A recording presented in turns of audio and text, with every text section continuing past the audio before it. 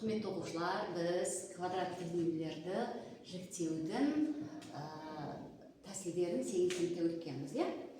Мен сізге мынандай қазір бір мысал келтіріп көрейін. Бірінші мысал, иә? Мынай дейді мысал.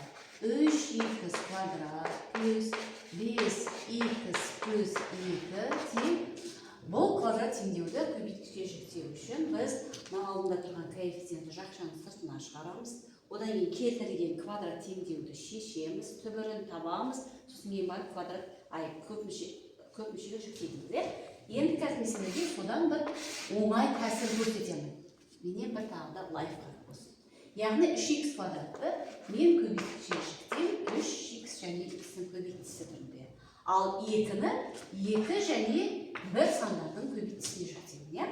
Яғни 3х-ті 1-ге көбейтемін, 3х, 2х-ті 2-ні х көбейтемін, 2х. Яғни мына тұрған кестеде мына теңдеу шықты ғой бізде, иә? Енді сонда қараңыз. Мына 3х пен 2-нің қосындысы және х пен 1-дің қосындысы екінші көбейткішке болады. Міне осы тәсілмен оңай әрі жеңіл түрде біз көбейткішке жіктедік. Тағы да бір екінші квадрат теңдеуді жазып көрейік. 2х квадрат плюс 7х плюс 3 тең болады дейді. Тағы да сондай бір кесте сызып аламыз. 2х квадратты көбейткішке жіктейміз және